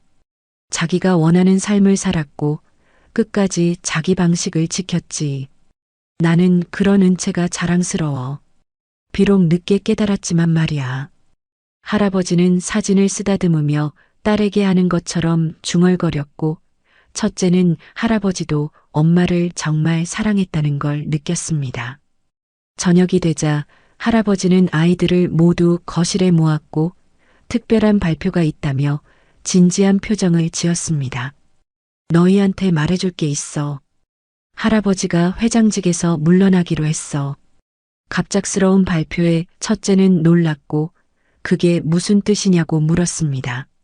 나이도 많고 건강도 안 좋아서 이제 그만 쉬려고 해. 전문 경영인한테 회사를 맡기고 나는 너희랑 더 많은 시간을 보낼 거야. 할아버지의 말에 아이들은 기뻐했고 셋째는 그럼 맨날 올 거냐고 물었으며 할아버지는 웃으며 그렇다고 대답했습니다. 회사 일보다 너희가 더 중요해. 은채를 잃었을 때 깨달았어. 가족보다 중요한 건 없다는 걸. 회사는 누가 해도 되지만 할아버지 역할은 내가 아니면 안 되잖아. 할아버지의 말에 첫째는 눈시울이 뜨거워졌고 할아버지가 엄마의 교훈을 진짜 배웠다는 걸 느꼈으며 가족이 제일 중요하다는 걸 이제야 깨달았다는 게 늦었지만 다행이라고 생각했습니다. 그날 밤 첫째는 반지를 꺼내 침대에 누워 천천히 들여다봤고 이 작은 금속 조각이 자신들의 인생을 완전히 바꿔놓았다는 게 여전히 신기했습니다. 만약 이 반지가 없었다면 어떻게 됐을까? 보육원에 흩어져서 서로 만나지 못했을까? 아니면 다른 방법을 찾았을까 생각하니 아찔했습니다. 하지만 엄마는 알고 있었던 거였고 이 반지가 아이들을 구할 거라는 걸 믿었으며 진짜 위험할 때만 쓰라고 했고 결국 그 말대로 됐습니다. 첫째는 반지에 입맞춤을 하며 엄마한테 속삭였습니다. 엄마, 우리 잘 살고 있어. 할아버지도 우리 잘 챙겨주시고 학교도 재미있고 친구들도 생겼어. 엄마가 걱정하지 않아도 돼. 반지는 아무 대답이 없었지만 엄마가 들었을 거라고 믿었고 하늘 어딘가에서 미소 짓고 있을 거라고 상상했습니다. 창밖으로 별이 반짝였고 엄마가 살아있을 때 함께 보던 그 별이 생각났으며 엄마가 별이 됐다고 셋째한테 말해줬던 게 떠올랐습니다. 1년이 지나며 달라진 건 환경만이 아니었고 아이들의 마음도 조금씩 변했습니다. 처음엔 할아버지를 경계했고 S그룹이라는 이름이 부담스러웠으며 재벌가의 손주라는 정체성을 받아들이기 힘들었지만 시간이 지나면서 그게 자신들을 정의하는 전부가 아니라는 걸 깨달았습니다. 중요한 건 누구의 손주냐가 아니라 어떤 사람이냐였고 엄마가 가르쳐준 대로 사랑하는 사람들과 함께 있는 게 행복이라는 걸 배웠으며 돈이나 권력은 그저 도구일 뿐이라는 걸 알았습니다. 첫째는 학교에서 반장 선거에 나갔고 당선됐으며 친구들은 첫째가 착하고 책임감이 있어서 뽑았다고 했지 재벌 손녀라서 뽑은 게 아니었습니다. 사실 친구들은 첫째가 누구의 손주인지 몰랐고 그냥 평범한 친구였으며 그게 첫째한테는 가장 큰 선물이었습니다. 둘째는 학교 미술대회에서 상을 받았고 그린 그림은 엄마였으며 엄마가 웃고 있는 모습을 기억을 더듬어 그렸고 선생님은 따뜻한 그림이라고 칭찬했습니다. 셋째는 유치원 발표회에서 주인공을 맡았고 할아버지가 객석에서 박수를 쳐줬으며 공연이 끝나고 할아버지한테 달려가 안겼을 때 할아버지는 눈물을 흘렸습니다. 어느 일요일 새 아이는 할아버지와 함께 엄마 산소를 찾았고 서울 외곽의 조용한 공원 묘지에 엄마는 잠들어 있었습니다. 할아버지가 마련해준 묘지였고 비석에는 사랑하는 딸 서은 채 그리고 새 아이의 엄마라고 새겨져 있었으며 주변엔 엄마가 좋아했다는 코스모스가 심어져 있었습니다. 아이들은 묘지 앞에 앉아 엄마한테 그동안 있었던 일들을 이야기했고 첫째는 학교 이야기를, 둘째는 미술대회 이야기를, 셋째는 유치원 이야기를 들려줬습니다. 할아버지는 조금 떨어진 곳에서 지켜보고 있었고 손주들이 엄마한테 이야기하는 모습을 보며 미소 지었으며 은채가 이 모습을 보면 얼마나 기뻐할까 생각했습니다. 엄마, 우리 할아버지 만났어. 처음엔 무서웠는데 지금은 좋아. 엄마 닮았어. 눈이랑 웃는 거랑. 첫째가 말하자 할아버지는 뒤에서 눈물을 훔쳤고 아이들은 눈치채지 못했습니다. 묘지를 떠나며 첫째는 뒤돌아봤고 엄마가 평화롭게 쉬고 있는 것 같았으며 더 이상 배달 일도 청소 일도 하지 않아도 되는 곳에 있다는 게 다행이라고 생각했습니다. 할아버지가 첫째 어깨에 손을 얹으며 말했습니다. 은채는 좋은 엄마였어. 너희한테도 나한테도 큰 가르침을 줬지. 사랑이 제일 중요하다는 걸 말이야. 첫째는 고개를 끄덕이며 엄마를 절대 잊지 않겠다고 엄마가 가르쳐준 대로 살겠다고 다짐했습니다. 차를 타고 돌아오는 길, 셋째가 할아버지한테 물었습니다. 할아버지, 엄마 지금 행복해? 할아버지는 잠시 생각하다가 대답했습니다. 그럼 당연하지. 하늘에서 너희 보면서 행복해하고 계실 거야. 할아버지랑 너희가 잘 지내는 거 보면서 말이야. 셋째는 그 대답에 만족했는지 웃으며 창밖을 바라봤고 하늘에 대고 손을 흔들며 엄마 사랑한다고 외쳤습니다. 그날 밤 첫째는 일기를 썼고 엄마한테 쓰는 편지처럼 적어 내려갔습니다. 엄마, 오늘 산소 다녀왔어. 코스모스 정말 예뻤어. 엄마가 좋아할 것 같아. 우리 요즘 잘 지내. 할아버지도 우릴 많이 사랑해 주시고 학교도 재미있고 친구들도 좋아. 엄마가 걱정했던 것처럼 우리 따로 떨어지지 않았어. 셋이 계속 같이 있어. 그게 제일 중요한 거잖아. 엄마가 남긴 반지 할아버지가 다시 줬어. 평생 간직할 거야. 그리고 언젠가 내 딸한테 줄 거야. 엄마 이야기랑 같이. 엄마 보고 싶어.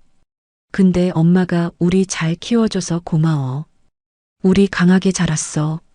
엄마 덕분이야. 사랑해, 엄마. 일기를 다 쓰고 첫째는 반지를 꺼내 책상 위에 놓았고 불빛에 반짝이는 반지를 보며 생각했습니다. 이 반지는 단순한 금이 아니라 엄마의 사랑이고 가족의 역사고 앞으로 이어질 이야기의 시작이라고. 몇 년이 더 흐른 뒤 첫째가 18살이 됐을 때 할아버지가 정식으로 반지를 물려주는 의식을 열었고 가족들만 모인 작은 행사였지만 의미가 깊었습니다. 할아버지는 이제 많이 늙었고 머리는 완전히 하얗게 샜으며 휠체어에서 거의 일어나지 못했지만 그날만큼은 기운을 내서 일어나 첫째 손가락에 직접 반지를 끼워줬습니다. 이제 내 거다. 내 엄마가, 내 할머니가, 내 증조할머니가 끼웠던 이 반지를 내가 이어받는 거야. 그리고 언젠가 내 딸한테 물려줘. 우리 가족의 사랑을 계속 이어가는 거지. 할아버지의 떨리는 목소리에 첫째는 눈물을 흘렸고 반지를 끼고 할아버지를 꼭 안았으며 약속하겠다고 말했습니다. 그날 밤 첫째는 반지를 끼고 거울을 봤고 손가락에서 반짝이는 금빛이 엄마를 떠올리게 했으며 엄마의 목소리가 들리는 것 같았습니다. 잘했어, 우리 딸. 엄마 자랑스러워. 첫째는 미소 지으며 반지에 입 맞췄고 엄마한테 속삭였습니다. 엄마, 나도 엄마처럼 살게. 사랑하는 사람들한테 진짜 중요한 게 뭔지 가르쳐 줄게. 엄마가 그랬던 것처럼